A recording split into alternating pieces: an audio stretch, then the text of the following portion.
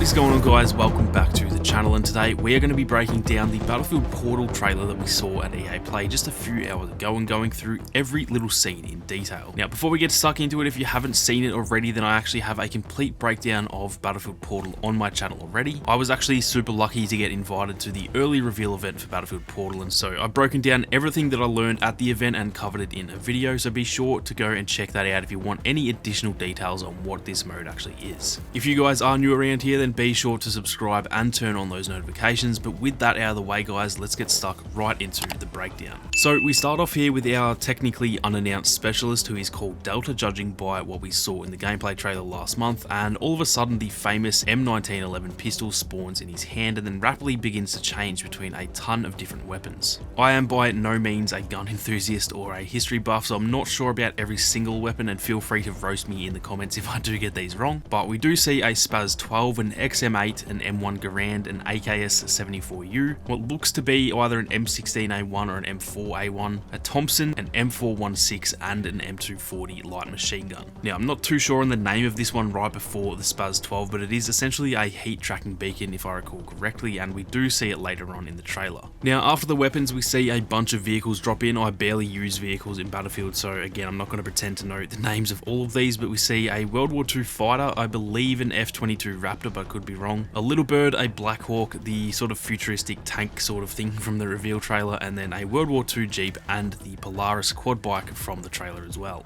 We then see Delta quickly changing into a heap of different characters from the 3 previous games, as well as Sundance from 2042, and then the background actually begins to transition between all of the Portal maps as well as Hourglass and Kaleidoscope from 2042, before ending on Caspian Border, where we see a heap of troopers beginning to spawn into the game. Now, I actually interpreted this scene as actually sort of showcasing your choice of how many players you want in the game, as we see them rapidly spawning in numbers, and then they begin to charge into battle before it quickly transitions between the maps once again, showing Caspian Border, Battle of the Bulge, El Alamein, Valparaiso, and Arica Harbor, but for some reason it's actually missing Noshawa Canals. Now, this next scene, for anyone who's maybe a little bit newer to the franchise, is on Arica Harbor, which was from Bad Company 2, and this grenade with the sort of smiley pin is actually a throwback to the cover art from Bad Company 1. We then move on to a World War II battle on the Battle of the Bulge map, where we see some German soldiers, and then all of a sudden a modern American soldier actually comes up and kills one of the troopers with a defibrillator. So this is actually kind of the first instance of seeing 2 different eras collide, which I thought was an awesome way of doing it. And then we see an Mi-28 Havoc shooting down German soldiers on what looks to be Arica Harbor again by the Chile sign in the background. We then get a scene here on Valparaiso, which is again from Bad Company 2, where Ranger is sort of backing down and then he gets disabled by an EOD bot, which is an awesome little battle between 2 robots. We then get to see the Little Bird in action before it quickly transitions to a World War II fighter chasing down a modern fighter jet on El Alamein, and then we get to see Delta use that sort of heat tracking pistol thing from the start, and he and his squad mate actually take out the plane. Now, this next scene here is easily my favourite in the trailer. We see a team of Wehrmacht soldiers, or German soldiers from World War II, equipped with knives only, going against modern American soldiers equipped with only defibrillators, and they have essentially a medieval style battle on Caspian Border here, which is just showing how powerful the Battlefield Builder mode is going to be, as we can literally create any type of game mode that we want. So to me, this was a moment in the trailer that I really sort of bought into this whole idea. I thought it was still awesome from what we'd already seen, but this part truly sold me on the Battlefield Portal. Now, we then see what I assume is our first look at the outer areas of Manifest, just judging by the shipping containers. All we'd really seen before this was the part in the actual container yard, but we see the tornado here and then a World War II plane crashing into the ground. This next little sequence just ties it all together, showing even more of these awesome moments that we're going to be able to create, such as the Jeeps with C4s charging at the EOD bots with C4, and then a World War II fighter flying through about 30 Sundance specialists on Kaleidoscope, before we see yet another only in Battlefield moment with this German World War II vehicle being shot into the sky with C4 to take out the futuristic chopper from 2042 before the official title reveal.